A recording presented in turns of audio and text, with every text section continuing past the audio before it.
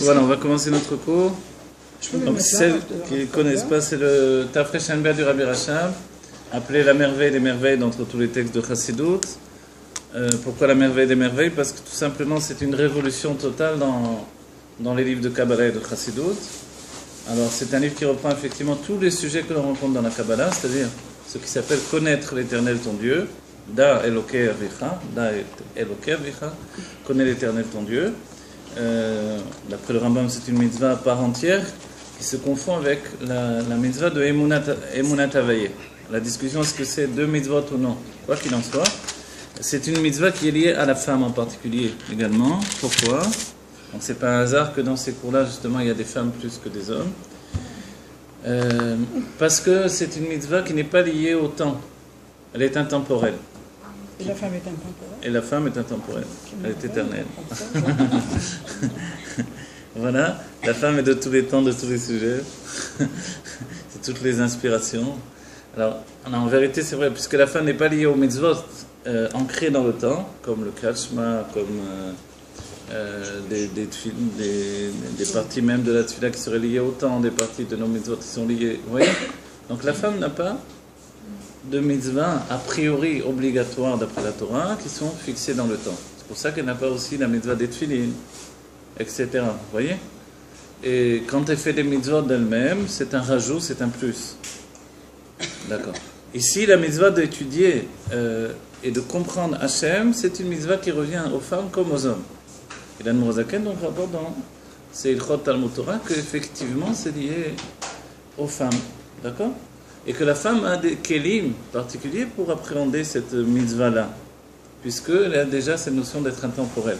L'une des raisons maintenant, on va dire, pour comprendre un peu mieux pourquoi la femme est en dehors du temps, c'est parce qu'en elle-même, dans son corps, elle a un cycle temporel qui l'inscrit dans le temps. L'homme, par contre, est déconnecté du temps, de par son âme. Les sages, depuis le Zohar, nous disent que Avraham Avinu, qui représente tous les hommes juifs, est représenté comme l'âme du peuple juif, et Sarah Imanu, qui représente le corps de tous les juifs, est représenté comme le corps et en relation avec la femme, évidemment. Donc la femme, la source du corps et la source de la femme se confondent, la source de l'âme et la source de l'homme se confondent. Chesed et Gvura. Chesed, une impulsion de générosité, une impulsion de vie, donc donner, influencer et s'exprimer. Gvura, c'est recevoir, c'est garder. Vous voyez, comme dans la brecha de Birkat Kohanim. Dieu nous bénit, et ensuite, Vishmerecha. Gevarecha, il nous bénit, et ensuite, il protège cette bénédiction. Comme l'on dira, de l'argent qui a la bénédiction ou de l'argent qui n'a pas de bénédiction. Vous voyez? Quelquefois, peu d'argent porte une grande bénédiction et beaucoup d'argent peut se perdre et disparaître très très rapidement. On voit de l'argent qui a une bénédiction, de l'argent qui n'a pas de bénédiction. Et ça, c'est le fait justement qu'il y a besoin non seulement de la bénédiction de Dieu qui est le chesed, donné, que Dieu nous donne, mais ensuite il y a aussi le fait de garder ce qui nous est donné. Vous voyez? Voilà. Dans cette idée-là, la femme est capable d'intégrer au-dedans d'elle l'infini. Parce que la source du corps est plus élevée que la source de l'âme. D'accord? Ça va, vous voyez les éléments se mettre les uns par rapport aux autres. Donc c'est des éléments que l'on attache l'un avec l'autre parce que c'est comme un tableau de concordance où les choses correspondent les unes aux autres. Vous comprenez l'idée? D'accord? Vous avez des éléments et vous les associez tout le temps. C'est comme ça que la Torah des princes d'Israël est construite. Ça s'appelle une étude dans le niveau des Nun Sharebina. Des Nun Sharebina, les 50 portes de la connaissance. C'est comme ça qu'on étudie. Une chose qui amène à une autre chose, une chose qui amène à une autre chose, etc. C'est pour ça que le livre même est construit de cette façon-là, comme tous les Mamarim des Rebbeim. Un sujet, on amène à un autre. Pour comprendre un sujet, il nous faut comprendre un autre sujet. Pour comprendre cet autre sujet, il nous faut comprendre cet autre sujet, etc. etc. Vous voyez? Donc en fait, c'est en mettant, en associant les choses que l'on comprend sous toutes les facettes le sujet. Donc de la même manière ici, on étudie l'Elokut, le divin tel qu'il est dans les mondes les plus élevés, jusqu'au niveau où il n'y a pas encore de monde. On va dire quel rapport avec nous? Alors, premièrement, c'est notre héritage de juif, de connaître ça. Et le fait que des goïms soient mis à étudier la Kabbalah, ça doit nous faire peur de nous dire c'est grave. C'est-à-dire qu'on n'a pas pris assez conscience de notre trésor et d'autres se sont aperçus. Vous voyez, c'est comme des personnes qui ont des diamants et qui les jettent, qui disent c'est quoi ces bouts de verre? Et viennent des spécialistes derrière, qui commencent à ramasser et se disent mais c'est des diamants d'une valeur incroyable. Vous voyez, on serait comme ça, donc on délaisse les trésors que Dieu nous a donnés. Et d'autres s'aperçoivent que ce sont des trésors et viennent les prendre à notre place. Donc il est évident qu'il est temps de se réveiller. Et comme a dit le Harizal, c'est une mitzvah, un commandement de Dieu, une nécessité d'étudier cette sagesse-là avant la Géoula. Vous voyez? Et qui plus est dans les jours de Yimot HaMashiach, les jours de la venue déjà du Mashiach, où on est déjà dans le monde de la Géoula, dans ses premiers, on va dire, balbutiements, dans ses premiers états. Même si ce n'est pas encore un monde adulte, on est déjà dans l'enfance de la Géoula. Et ça, personne ne peut le nier. Le fait que nous devenions nous-mêmes adultes, ça va projeter encore plus ce monde dans son côté adulte et rentrer vraiment dans la Géoula Ametit Vashlema pour chacun d'entre nous. Donc la Géoula est là, c'est une dimension qui a priori reste encore voilée, et pourtant elle est là avec nous. Le Rabbi se trouve dans cette Géoula, dans cette dimension. Les tzadikim et amitim qui ont donné toute la vie pour apporter la Géoula au peuple juif se trouvent dans cette dimension. Le Rabbi nous a prévenu, le mot Gola qui veut dire l'exil, plus le Aleph de Alufo Shel Olam, alors ça devient Géoula. D'accord? Il suffit de mettre un Aleph. Ce Aleph, c'est quoi? Ce Aleph, c'est le commencement de l'utilisation de notre cerveau. Le Aleph, c'est comme devenir un surhomme. Vous voyez? Devenir un surhomme, c'est l'idée de ça, c'est l'idée d'être au-delà des conditions de l'enfermement de la matière, de l'enfermement de la dimension de vie dans laquelle on vit, et de rentrer dans une notion de dimension infinie. Et ça on va dire, c'est relié à chacun d'entre nous. Ce n'est pas spécifique à un être en particulier. Notre exemple type, c'est le Rabbi Meir Mashiach de notre génération qui nous montre comment être. Vous voyez? Les tzadikim sont venus dans le monde, les sages nous ont avertis, Dieu a construit le monde Bemidat Adin, Dieu a construit le monde dans une mesure de rigueur. Après, ensuite, il a vu que le monde ne pouvait pas tenir. Alors, il a rajouté la mida de Chamim, la mida de miséricorde. La miséricorde, c'est donner du chesed au monde. Et quelle différence entre la générosité et la miséricorde? C'est que même quand quelqu'un finalement n'est pas, on va dire d'un certain point de vue, pourrait, d'après la justice froide, on va dire, ne pas recevoir le bienfait que je vais lui donner, alors je lui donne quand même. Vous voyez, ça c'est la miséricorde. Et c'est l'attribut que l'on éveille vers Dieu, que l'on demande à Dieu. Et c'est pour ça que le peuple juif est comparé à Yaakov. Cette âme qui rentre dans le corps, c'est Yaakov. Et Yaakov Avinu, c'est la situation de chacun d'entre nous. Parce que Yaakov, sa mida, c'est la miséricorde. Sa mesure de dévoilement, c'est la miséricorde. Attirer sur Dieu sa propre personne et pencher sur lui-même l'éclat de Dieu qu'il va donner même si on n'est pas méritant. Ce fait de savoir qu'on n'est pas méritant, qu'on mérite quand même, que Dieu nous donne au-delà de nos mérites, c'est essentiel. Ça nous permet de vivre sainement, de ne pas croire qu'on est arrivé à quelque chose, et en même temps de savoir que tout nous revient, parce que nous portons en nous tous les degrés de perfection. D'accord? Et que tout se termine, tout est terminé réellement, et qu'aujourd'hui il ne reste plus qu'à rentrer dans la Géoula. Rentrer dans la Géoula, c'est ce que nous essayons de faire avec ce cours, et que, voilà, on souhaite que ça soit effectif. Mais plus il y aura des cours de Pnimiut Torah et d'intériorité de la Chassidoute, et plus évidemment le monde va rentrer dans la conscience de Géoula. Et vous vous rappelez bien qu'Adam Arishon est sorti du Gan Eden à partir d'une conscience d'exil. C'est la conscience de l'exil qui l'a sorti du Gan Eden. Nous, une conscience de Géoula peut nous rentrer dans le Gan Eden éternel de la Géoula Metiv Vashlema. Vous voyez? La conscience d'exil, c'est le fait d'être séparé de Dieu. J'existe. Et je deviens un écran de la perception de Dieu. De là, Dieu s'adresse à Adam Arishon immédiatement après la faute. Ayeka. Où tu es? Voilà. Où es-tu? C'est quoi cette question? Le Rashi a besoin de l'expliquer. Que Dieu rentre dans la parole de cette manière-là avec Adam Arishon, mais plus profondément encore, C'est le fait que, où es-tu? Maintenant, tu es rentré dans une dimension de réalité où tu t'es enfermé. Donc forcément, il y a de quoi poser la question. Vous voyez? Donc en fait, Dieu est toujours là. C'est juste Adam Rishon n'y est plus. Donc c'est Dieu qui demande où tu te trouves. C'est pas Adam Rishon qui demande à Dieu où tu te trouves. Vous voyez? C'est parce que c'est lui qui est sorti. Et Dieu est toujours là, toujours à proximité, toujours en train de lui parler, de le chercher. Vous voyez, vous comprenez? Et ça, c'est tout l'état d'esprit de ce que le Rabbi nous dit. Ouais, C'est-à-dire que... Si Adam est voilé, si Dieu est voilé dans Adam, comment se fait-il qu'il doit parler? Ah oui, vous avez raison, mais c'est le propre de la tchouva. Le Rabbi Rachab en parle dans le Samer Vav, au début du Samer Vav. C'est que celui qui crie vers Dieu, parce qu'il pense qu'il est loin de Dieu, en fait, s'il était vraiment loin, pourquoi il crierait vers Dieu? Vous voyez? Si vous voyez quelqu'un, vous criez vers lui. Mais si vous savez qu'il ne vous entend pas du tout, pourquoi vous allez crier? Ouais? Voilà. Et il dit en fait, la tchouva, elle commence par ce fait de se ressentir éloigné de Dieu. Le fait de, c'est ceux qui sont proches qui se sentent éloignés. Vous voyez? À l'image de la lune. Et ceux qui sont loin, alors ils se sentent proches. Ouais?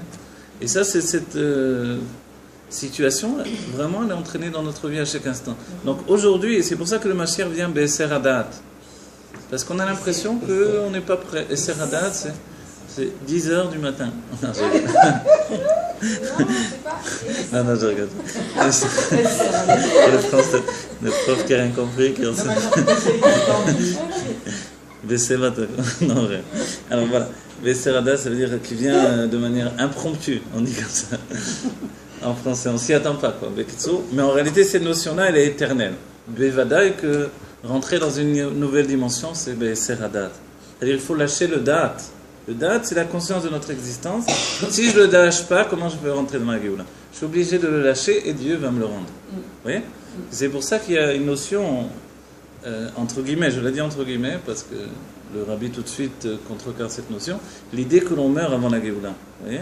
On meurt même une seconde avant Triat Hametim. Et le Rabbi dit que non. Si on a pris sur nous le bitoul, la soumission de la fin des temps, en fait, Venafshi qui a faire la koltiye, et mon âme est comme de la poussière devant chaque situation, réalité, alors j'ai pas besoin de mourir pour rentrer dans Triat Hametim. Ouais. Mais Triat Hametim, n'oubliez pas, ce ne sont plus des corps qui vont venir d'une naissance physique, d'un père et d'une mère.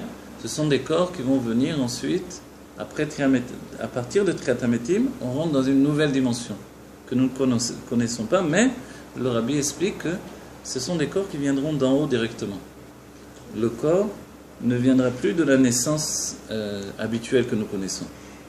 Donc directement, il y aura une concrétisation de la lumière dans la définition d'un corps physique. Et on peut se demander pourquoi il y a besoin d'un corps, puisque de toute façon... C'est une lumière qui vient d'en haut, c'est quelque chose de tellement spirituel, parce que l'essentiel, c'est dans ce monde. Que tout se réalise et la Géoula n'est pas ailleurs qu'ici. Et c'est pour ça que c'est ici que se font tous les combats. C'est ici que c'est difficile, c'est ici que l'on doit commencer à se battre, c'est ici que l'on doit terminer le travail qui nous entraîne dans la Géoula et qui concrétise la Géoula. Vous avez compris? Voilà. C'est pour ça essentiellement ce que dit le Rabbi. La Gola, c'est le terme qui a été choisi pour définir le mot Géoula, parce qu'il y a d'autres termes. Yetzia, je ne sais pas moi, Yoshua, etc. Des tas de termes, quand on a vu les termes d'Herba, les Shonot Shel Géoula, les 4 termes de Géoula, en réalité, la Gola, qui veut dire l'exil, devient Géoula juste avec le Aleph. Voilà. Vous comprenez? Et ce Aleph, c'est une prise de conscience que nous ne sommes pas séparés de Dieu. Et c'est le commencement de notre cerveau qui va fonctionner à partir du Aleph. Alors là, il va devenir véritablement infini. On n'aura plus besoin des ordinateurs, on pourra les jeter.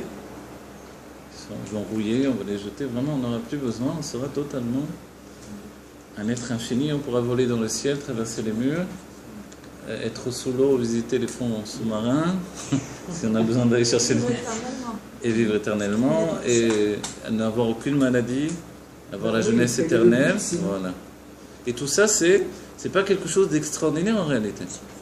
Parce que c'est comme ça qu'on a été créé au départ. Adam Rishon a été créé comme ça.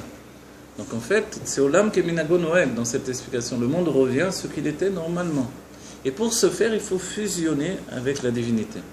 Fusionner avec la divinité, d'après le Tanya, compte tenu que notre corps n'est pas encore en éveil suffisamment, comme celui des tzadikim, Donc, tout à l'heure, je n'ai pas terminé l'enseignement. Quand Dieu a vu que le monde est créé d'abord de Midat Adin, donc il voit que le monde ne peut pas tenir, il a rajouté la Midat d'Archamim, c'est qu'il a fait venir des tzadikim dans le monde. Les tzadikim sont là pour adoucir l'exil.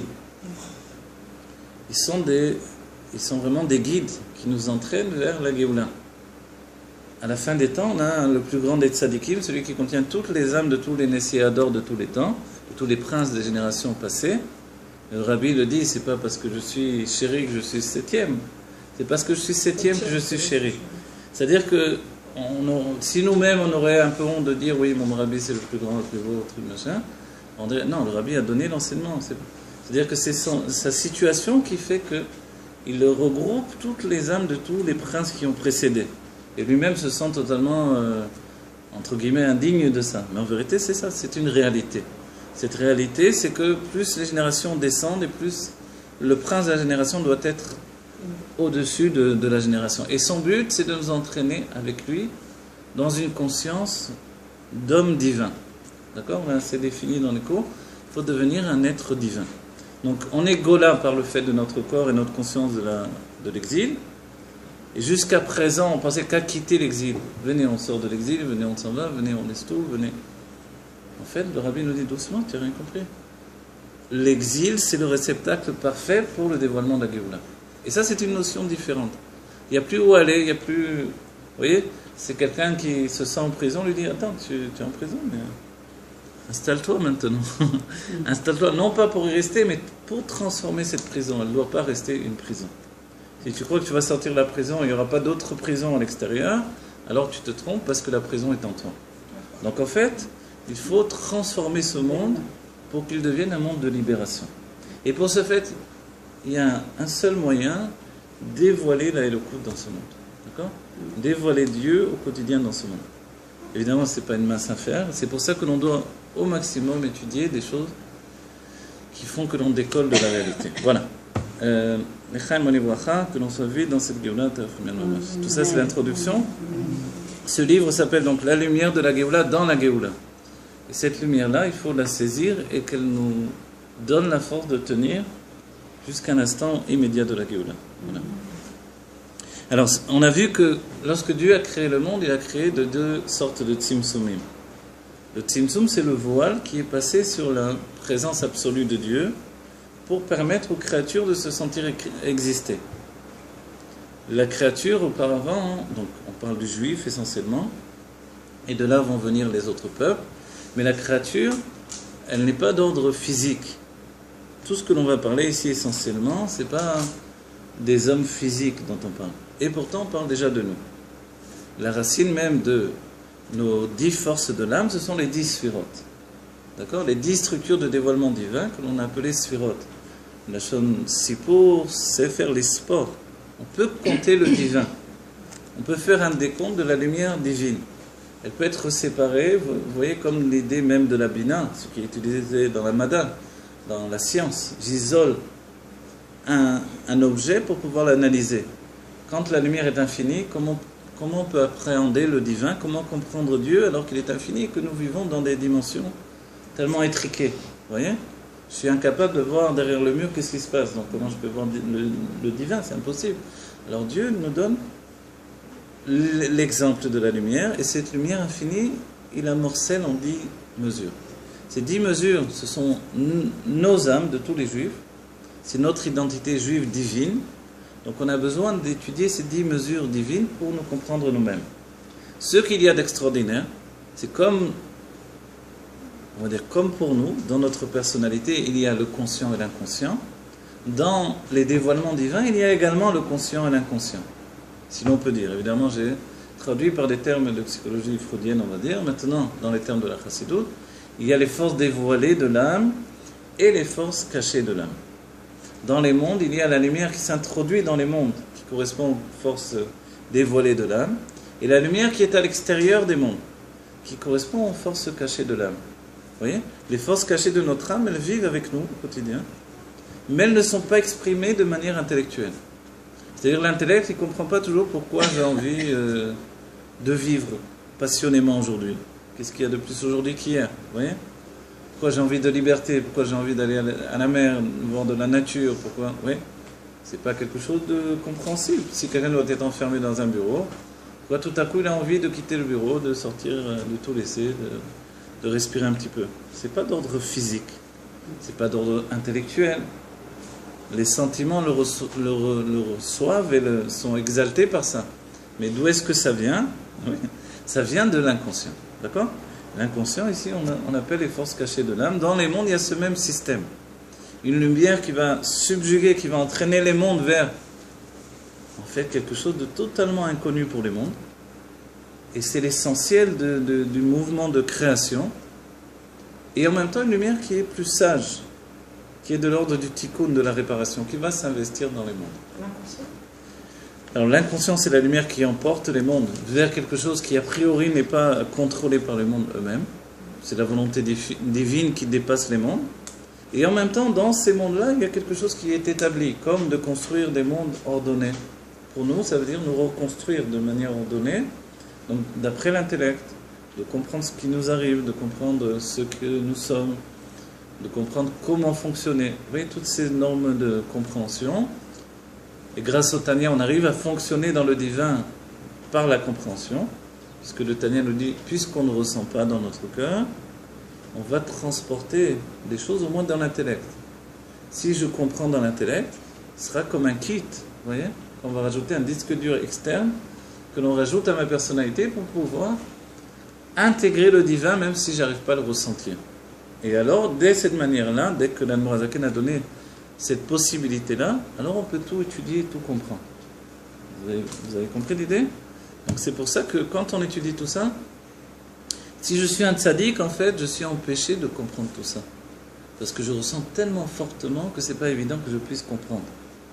L'Admorazaken était appelé le Litaï, mais dans l'idée qu'il était très froid. Comme il était froid, il pouvait tout assimiler. Mais d'autres tzaddikim n'arrivaient pas à assimiler. Donc on parle des enseignements du Maguid de Mezrich. Le Maguid commençait à enseigner, il y avait 120 talmidim, 120 tzaddikim autour de lui, et la plupart partaient petit à petit pendant le cours. Ils ne tenaient pas le coup. Rabbi Zoucham et Anipoli, dès la première parole, ils sortaient. Il fallait sortir, il était en crise d'épilepsie. Tellement le dévoilement divin. Et après, il savait tout le mamar que le Maguid avait enseigné. On lui disait comment tu sais? Parce qu'il le voyait depuis sa source divine. Vous voyez? Donc en fait, c'est ça, ressentir. Ressentir, c'est un avantage et une difficulté en même temps. Je ressens tellement que je n'ai pas besoin qu'on m'explique beaucoup. Vous voyez? Mais après, c'est pas forcé que je sois capable moi-même d'expliquer. Puisque j'ai ressenti, je n'ai pas compris. Vous voyez? Donc en fait, l'Admorazaken vient, et lui il a structuré quelque chose de différent, il met en place justement une structure intellectuelle qui est capable on va dire, de saisir le divin. Malgré qu'il ait dit, let marshavat fisabe. Il va l'utiliser sans arrêt dans le Tanya, mais pourtant, il nous permet ainsi de se rapprocher de Dieu de par l'intellect. D'accord? Donc c'est tout l'avantage de la Chassidut Rabbah par rapport aux autres Chassidouyot. Les autres Chassidouyot, du départ, on se dit, de toute façon, il ne comprend pas. Donc on va lui donner des bribes de compréhension avec on va faire briller sur lui l'engouement pour servir Dieu. Mais est-ce qu'il va comprendre? Non, le rabbi comprendra. Mais le rabbi ne va pas lui expliquer parce que de toute façon, il ne comprendra pas. Il vient à l'Admorazaken et dit oui, tout le monde peut comprendre. Et tous les chassidim, toutes les chassidiyot, tous les autres élèves du Maguid se sont opposés à l'Admorazaken. Parce que ce n'était pas la construction originelle du Baal Shem Tov. Hein? L'Admorazaken a commencé à structurer ce qui s'appelle la Chassidut Rabbah, parce que ça a été son âme nouvelle, c'était une âme nouvelle qui est venue au monde pour ça. Et c'est le Maguid qui lui a transmis, c'était une volonté du Baal Shem Tov, qu'il structure cette Chassidut Rabbah, Chassidut de l'intellect, avec le langage du Harizal, et comprendre le divin. Et d'après tous les autres Chassiduyot, non, ce n'était pas construit de cette manière-là. Il fallait ressentir par le comportement et l'attachement au tzaddik. Et l'Admorazaken dit non, que chacun travaille pour lui. Et l'attachement au tzaddik, ce sera un plus. Vous voyez, c'est pour ça que le Rabbi attend de nous un travail individuel que l'on ne trouve pas dans les autres Chassiduyot. c'est comme si les autres seraient encore dans l'état d'enfance ou d'adolescence et nous, on s'est projeté dans le monde adulte. Donc dans ce monde adulte, on a plus de responsabilités. C'est quoi la responsabilité? C'est comme l'idée générale du super-héros qui doit sauver le monde. Voilà, on doit sauver le monde.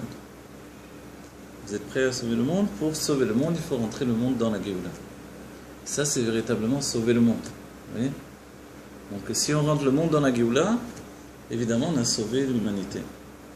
On a sauvé la République, on a tout sauvé. D'accord?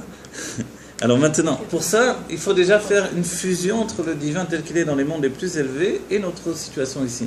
Et comprendre que ce n'est pas deux choses différentes, puisque n'oubliez pas, quand on dit Modim tous les jours, la pensée de Modim, Modim ça veut dire, hein, d'accord, je suis modé, en hébreu quand je suis modé, et l'exemple type c'est Odur Chamim le Rabbi Meir, c'est-à-dire j'acquiesce, voilà, je comprends qu'il a raison, et pourtant c'est pas forcé que je me comporte comme lui. Les sages ont donné dans la Gemara le fait que Odur, ils ont, je ne sais plus comment traduire en français, mais enfin, ils ont reconnu que Rabbi Meir avait raison. Et pourtant, la halakha n'était pas comme Rabbi Meir. On va dire, alors pourquoi ils ont reconnu qu'il avait raison? Parce que c'était tellement merveilleux, l'intellect de Rabbi Meir, que les sages comprenaient que c'était vrai. Ils ont dit qu'il pouvait l'étaire et tacheret. Il pouvait rendre pur ce qui rend impur, justement, par l'éclat de son intelligence. Vous voyez? C'est pour ça qu'on appelait Rabbi Meir. Il faisait briller les yeux des sages. Donc en fait, ils ont reconnu qu'il avait raison, mais la halakha, non. Dans ce monde de l'exil, ça ne peut pas être la halakha.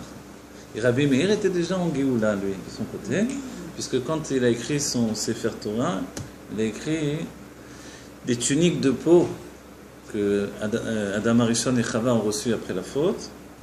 Donc en hébreu, c'est avec or avec Aleph, mais en fait, non, or avec Ain, pardon, et lui il a écrit or avec Aleph.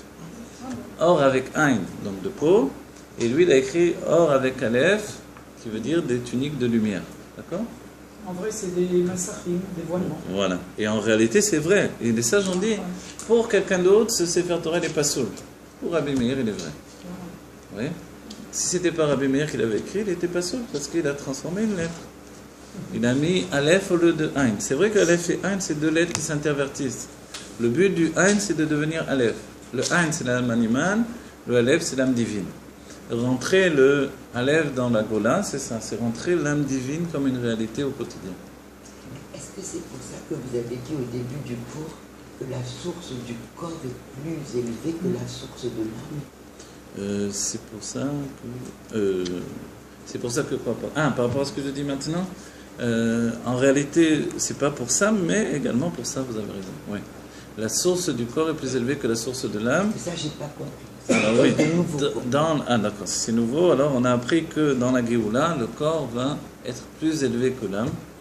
Et le corps, parce que le corps est attaché à l'essence de Dieu. La source du corps, ce sont l'intériorité des kélim du monde de Hatzilut, des réceptacles du monde de Hatzilut, et plus encore, il provient du Higoul Agadol chez les Fnei Hatzimtzum. Ces notions, on va les étudier plus en détail sans doute. Quoi qu'il en soit, il provient même de Hatzmut, de l'essence de Dieu. Le fait qu'il provienne de l'essence de Dieu fait qu'il est un réceptacle pour le dévoilement de l'essence de Dieu. Mais l'exil, c'est justement cette conscience qui a voilé cette réalité absolue. Dans le dernier cours, on a expliqué comment l'essence ne se dévoile pas, l'essence c'est être. Tandis que l'âme est en devenir. Vous voyez? L'âme est en devenir. Elle passe de Nefesh à Ruach, de Ruach à Neshama. Donc elle passe d'un état de non-dévoilement, d'exil si on veut, à l'état de dévoilement. Chacun de nous sommes parfaits, mais cette perfection s'achète par un travail au quotidien. D'accord? Par une conscience qui a été travaillée. Ça c'est l'âme, c'est devenir. Mais le corps, il n'a qu'un travail. Il est, c'est tout. Pourquoi il est comme ça, de ce fait-là? Parce qu'en fait, il est un vêtement sur l'essence de Dieu. Et dans la Géoula, dès que, on va dire, Nafal Asimol, les Israéliens ils aiment bien ce terme, la chose va devenir effective, vous voyez? C'est comme avant quand vous mettiez une pièce dans le téléphone. Quand la parole commençait, la pièce est tombée, vous entendez la pièce qui tombe. Oui? Ça s'appelle Nafala Simon. Ah, tu as compris finalement. En fait, il se passe quelque chose.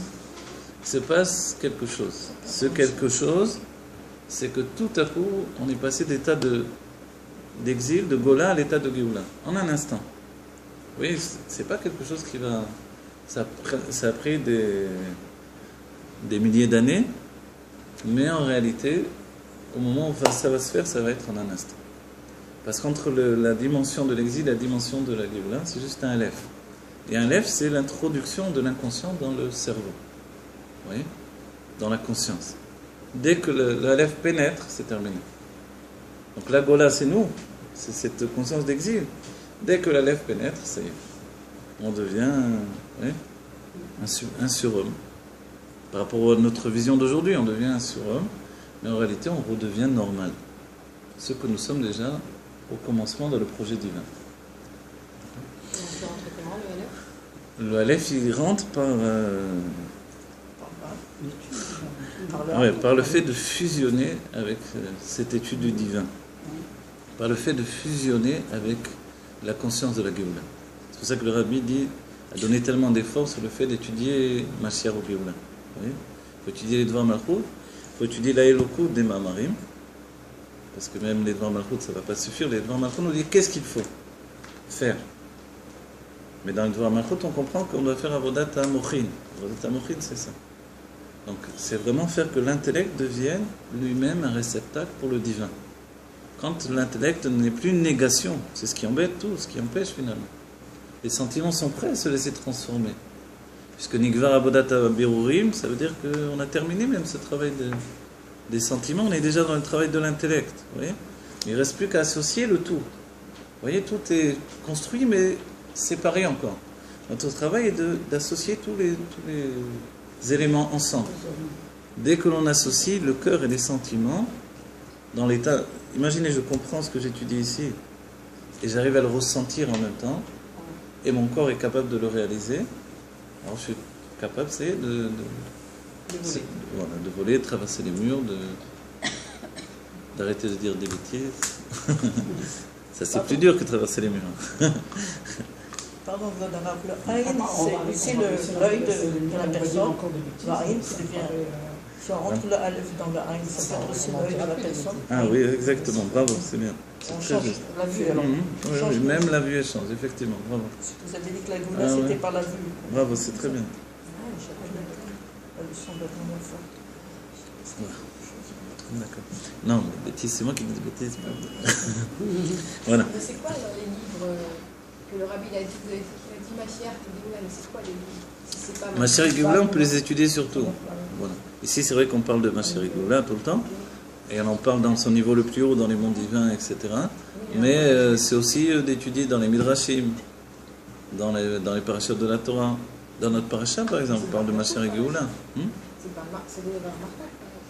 Le Dvar Malchut, c'est pas, nous met en condition dans le Dvar Malchut, le Rabbi dit d'étudier Mashiach et Géoula. Et dans le Dvar Malchut, évidemment, il y a Mashiach et Géoula. Mais le Rabbi dit que dans tous les textes de la Torah, il y a Mashiach et Géoula. Vous voyez ? L'idée, c'est ça. Que les Midrashim, essentiellement. L'Admoazaken dit l'un des grands dévoilements de la Géoula, ça va être les Midrashim. Que l'on verra tout était dedans.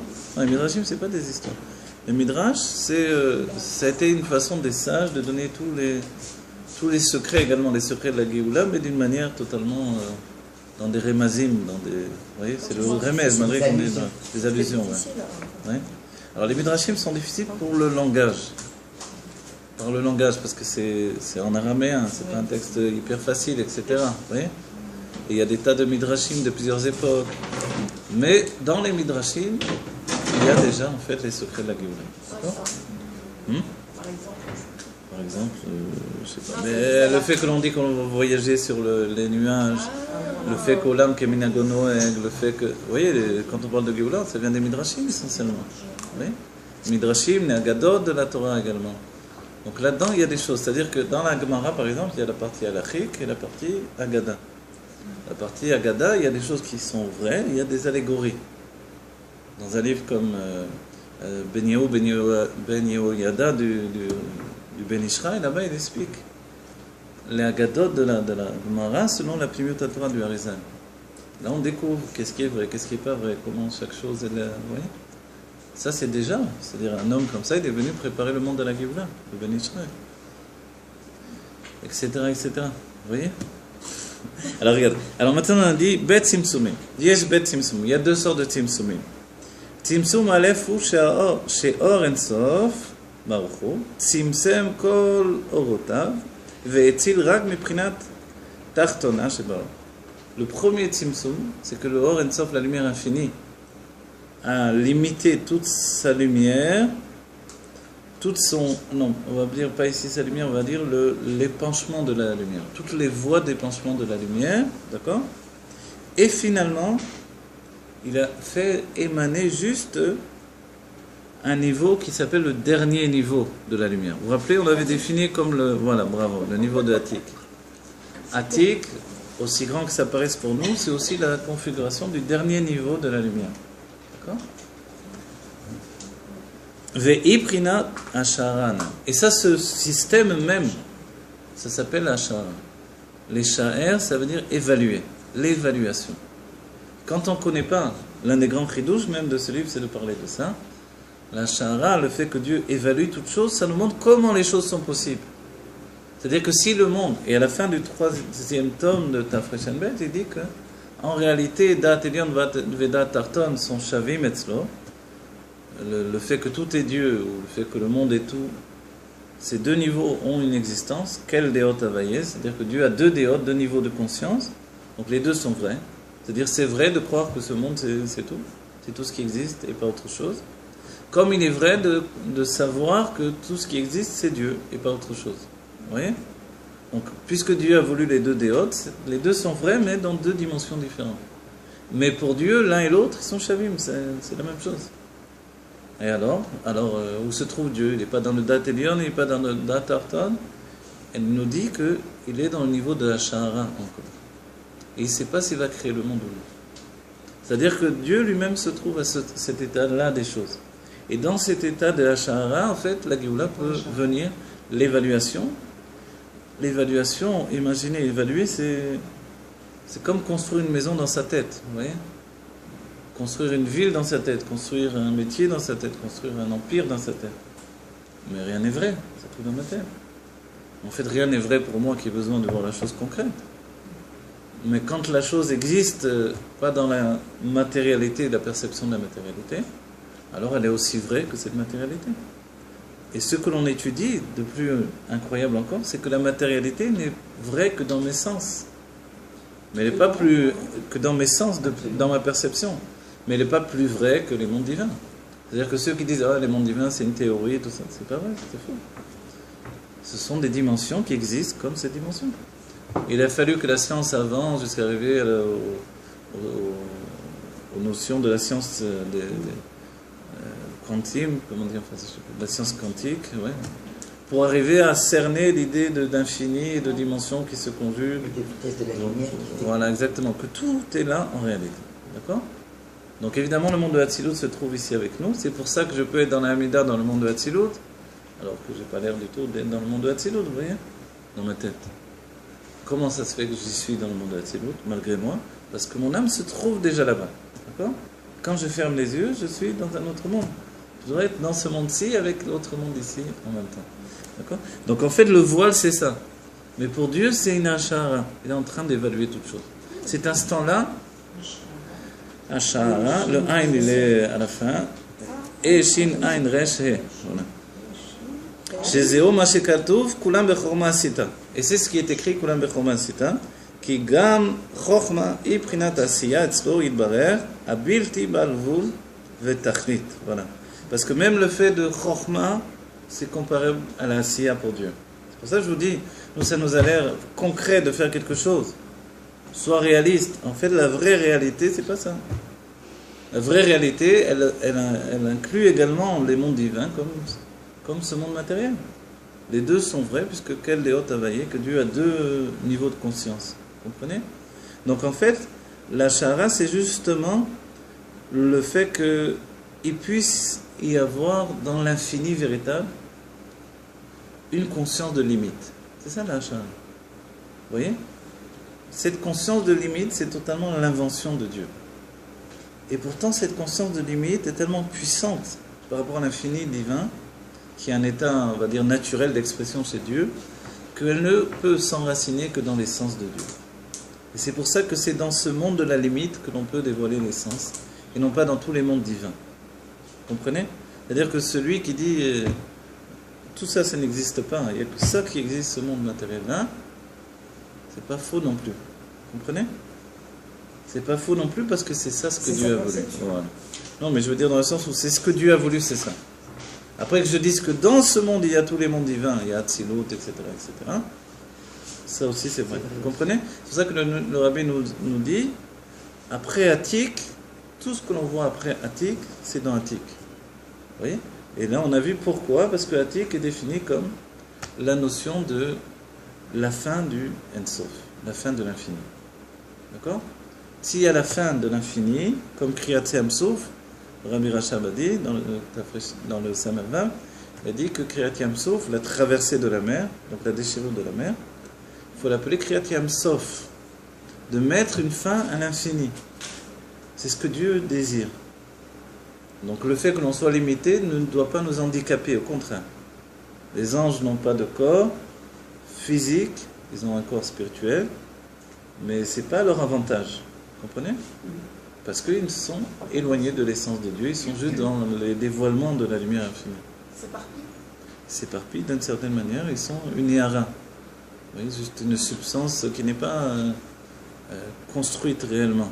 Tandis que nous provenons de l'intériorité de la volonté de Dieu. Ils existeront après quand on rentre. Oui, bien sûr, à la différence qu'on les verra. On les verra, ils auront encore les anges. Il y aura des anges, et les anges sont des messagers, on les utilisera. On les verra, on leur parlera. Il y aura des Neshamot Hadashot. Pardon, quoi? Pourquoi vous avez besoin de messagers à la Géoula? Mais déjà, on a besoin dans l'âme de voir que tout ce que nous étudions, c'est vrai. D'accord? On aura encore ce besoin? Non, aujourd'hui, on a ce besoin. Ah bon? Okay. On a ce besoin, dès que la Géoula se concrétise, on va voir que tout est vrai. Et c'est important pour chacun d'entre nous de voir que c'est l'une des notions, vous vous rappelez, quand on dit Zé Kelivan. Tout ce qu'on a étudié, c'est ça ce que l'on dit dans la Chassidut. On va dire la différence. Je vais recevoir la Chassidut, la Géoula et lui aussi. Vous voyez? Lui, il n'a jamais ouvert un livre de Chassidut. Moi, j'ai étudié. Quelle différence? Tous les deux, on reçoit la Géoula. La différence, c'est que lui, il va être totalement perdu au début. Il ne va pas comprendre qu'est-ce qui se passe. C'est quoi ce monde dans lequel on est rentré? Et nous, on sera déjà en train de dire ah, c'est ça ce qu'on a étudié. Vous voyez? Donc c'est différent. Et pourtant, tout le monde aura le Gilou et Atzmut. On a dit la dernière fois, Gilou et Atzmut, c'est Avaye et Atzmut. D'accord? Avaye les dévoilements, Aya Oveveye Kechad, et puis Atzmut. Dayenu, Shegam Legabe Aor, Veaziv, Iprinat Asiya. Et quand on lit Kulam de Chorma Asita, c'est-à-dire que même le monde de la Chorma du monde de Hatzilut, qui est le niveau le plus haut dans notre perception de compréhension, on va dire, c'est l'intellect divin pur, la source même de l'âme de l'homme. La source même de l'âme de l'homme. Ça s'enchaîne très vite. Alors, la source de l'âme masculine, c'est la Chokhmah, le Père spirituel. Et ce niveau-là, en réalité, par rapport à Dieu, c'est de la Siya Gashmit. Il n'y a pas de différence. D'accord? C'est pour ça que le Passouk dit Kulam Bechokma Sita. Tu as tout fait à partir de la Chokhmah. Dans le Sefer Yetzirah, il dit que c'est un Chomer Gelem. C'est un matériau originel avec lequel Dieu peut créer toute chose. C'est la Chokhmah. Non, le corps est créé aussi à partir de ce matériau originel. C'est l'un des secrets du Sefer Yetzirah. Vous voyez? Le Koharma, la Chokhmah, c'est la force du main. Et le main, c'est le main de la Neshama. En nous, c'est le Mashiach qui est en nous, le dit le Rabbi. C'est la Géoula qui est en nous, en fait. C'est le Aleph qui est en nous. Ce Aleph, là, dès qu'on arrive à le réaliser, alors on rentre en Géoula véritablement, mais il est déjà là. Il est là, comme toutes les autres forces de notre âme en potentiel, et tout est d'arriver au stade effectif. D'accord? Donc on va vers une perfection que l'on possède déjà. C'est pour ça que dans la Chassidut, on voit tellement l'homme merveilleux.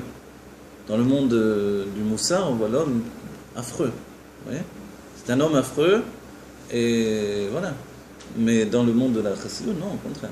Et le Rabbi nous dit, même par rapport à la Kabbalah c'est comment l'homme voit Dieu, La chassidut, c'est comment Dieu voit l'homme. Voilà la différence. Donc forcément, l'homme vu par Dieu, c'est le tachlit, c'est la finalité. Donc on ne peut plus se voir dégoûtant et le dernier des derniers, etc. Le fait d'être justement dans ce monde de la matière, c'est notre avantage et c'est à notre avantage, d'accord? Avec ça, on va réaliser la Géoula Mitiv Hashem. Donc en fait, par rapport à Dieu, il faut comprendre, dès qu'il a eu l'idée, la Shahara, l'évaluation des 10 sphirotes, c'est inscrit ce que nous, on peut comprendre comme l'existence du monde. Et pour lui, il n'y a pas de différence entre voilà, la table et la pierre avec la Choma de Hatzilut. C'est déjà la structure de la réalité. D'accord?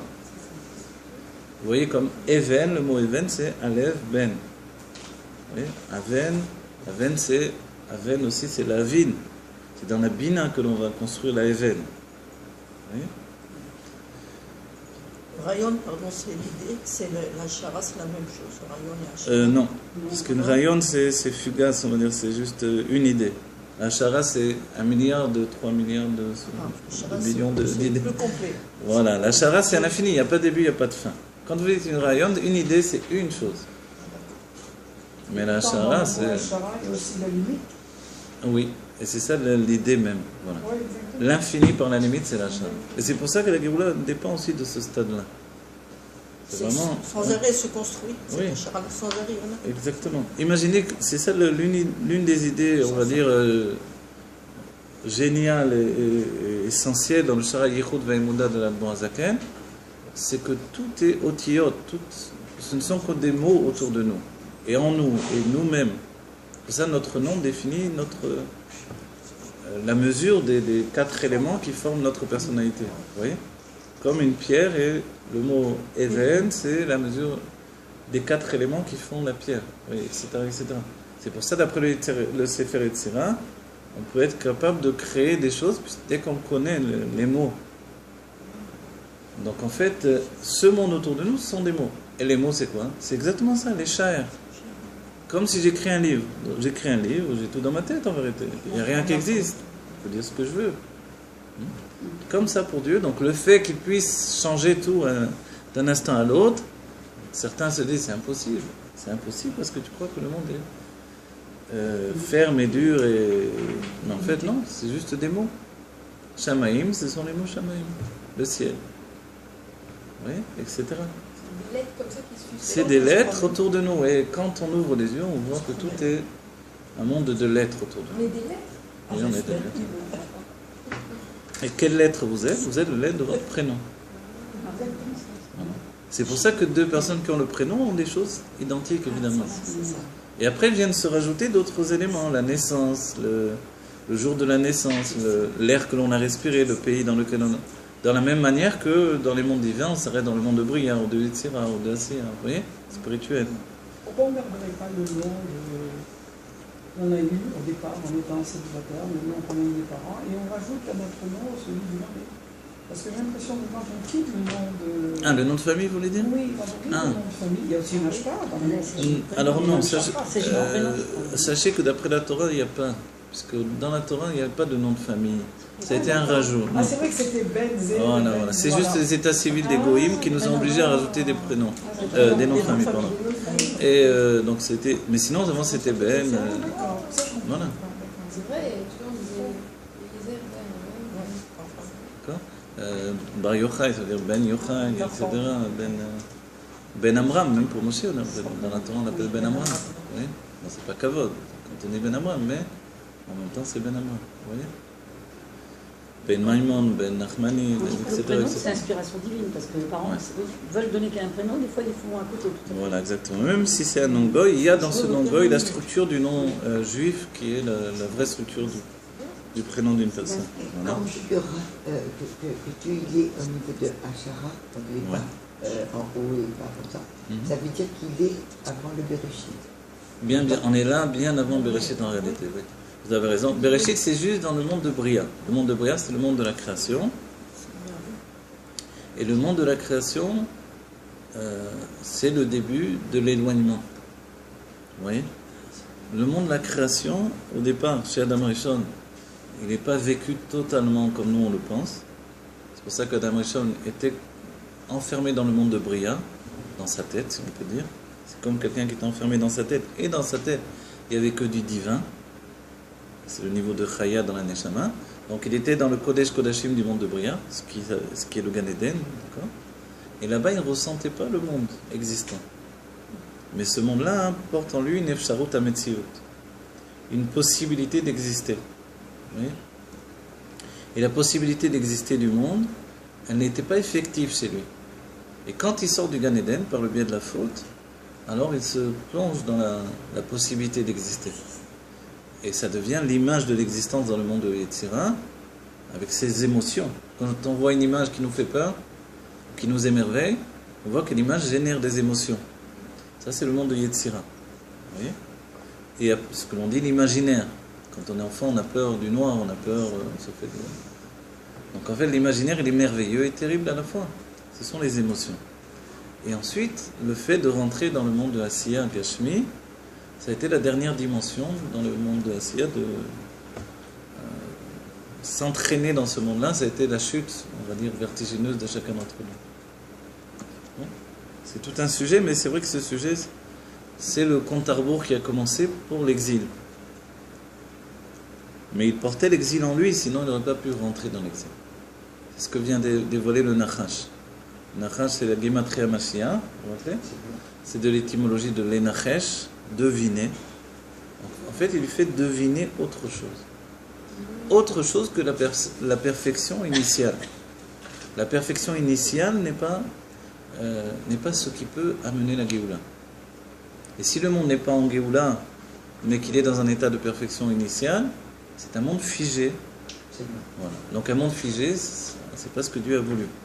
Dans la Shara, Dieu a imaginé un monde, voilà, en jubilation, un monde en construction infinie. Même dans la Géoula, ça va être loin d'être un monde figé, comme certains ont peur, parce qu'on manque de connaissances. Donc on va voir la Géoula et après qu'est-ce qu'on fait ? On va étudier, d'accord, mais après qu'est-ce qu'on fait ? Oui. Alors, d'accord, on va faire le repas de la Géoula, mais après, oui, on va dire, pourquoi on nous dit que ça ?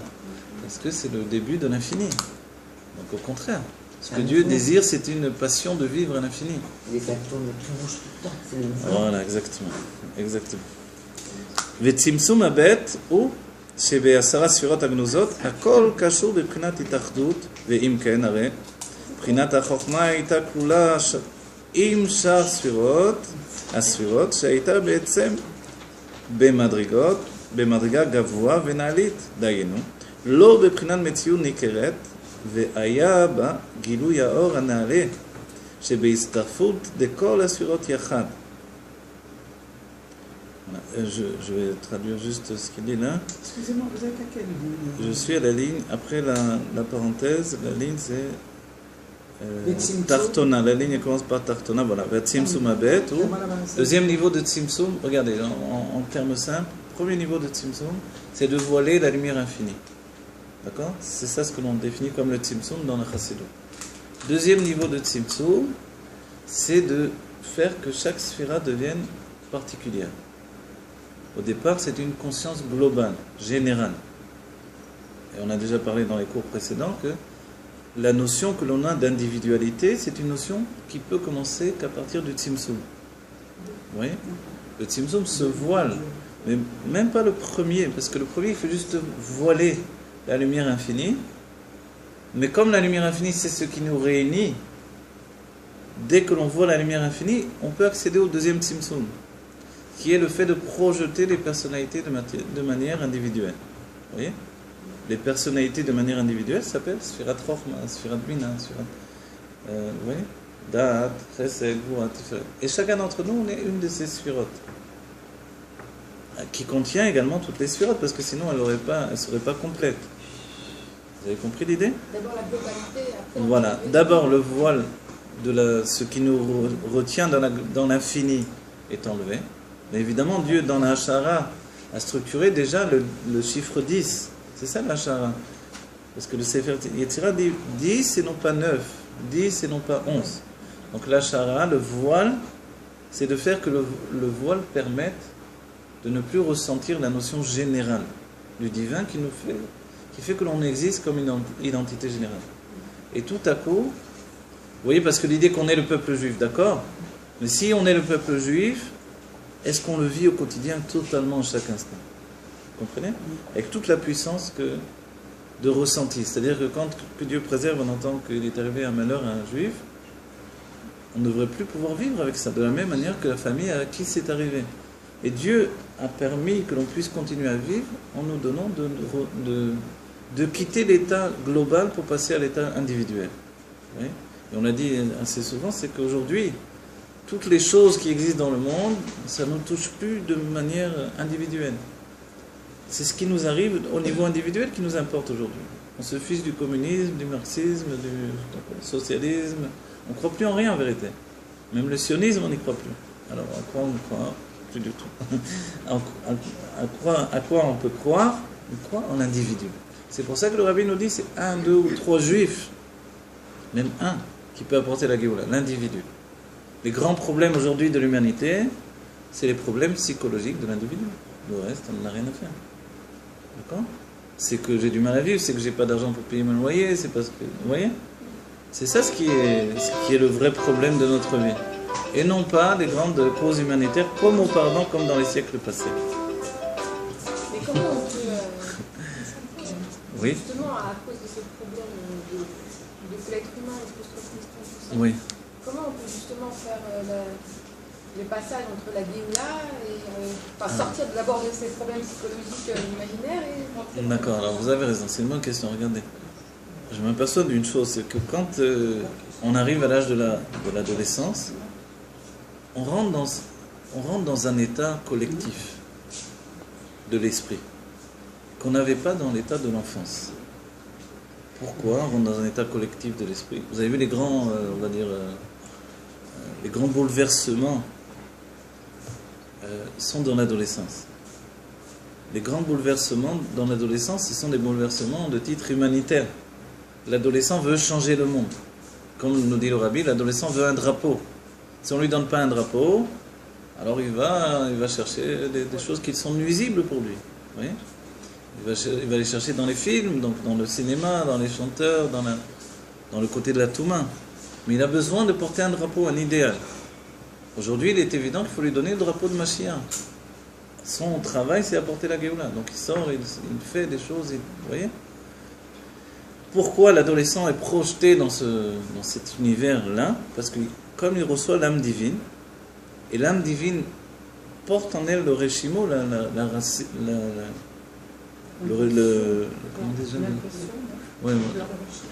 voilà, le Réchimo, mais c'est aussi la trace, voilà, la trace de l'identité collective. Alors du coup, l'adolescent est projeté dans son identité collective, lui aussi. Donc il ne veut plus vivre à titre individuel. Et c'est comme ça qu'il se sépare de son enfance. Il en a besoin pour se séparer de son enfance. Il a besoin de rentrer dans le monde collectif. Vous voyez? Alors la Torah nous dit, viens, rentre-le par le biais de Torah et Mitzvot. Il rentre dans le Mizpah. Tu veux rentrer dans le monde collectif, viens, rentre dans le Minyan. Vous voyez? Il rentre dans le Minyan. Il devient le chiffre, le 10e au Minyan. Vous voyez? Il rentre dans le côté collectif du peuple juif. Mais en réalité, c'est bien plus grand que ça. Donc le drapeau qui s'éveille en lui, cette envie de changer le monde, de transformer l'humanité, qu'il n'y ait plus d'injustice, etc. Qu'est-ce que font les adultes? Ils rigolent de tout ça. Ça va te passer comme autre chose, quoi. Mais quand on est adolescent, quand j'étais adolescent, je me rappelle, je voulais changer le monde, quoi. Vous voyez le mal, je me disais, mais c'est quoi ce monde-là? C'est quoi vous avez changé?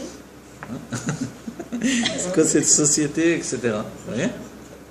Donc en fait, toutes ces notions-là, on a parlé une fois, c'est pour ça qu'il y a eu mai 68, à un moment où le monde est rentré dans l'adolescence aussi.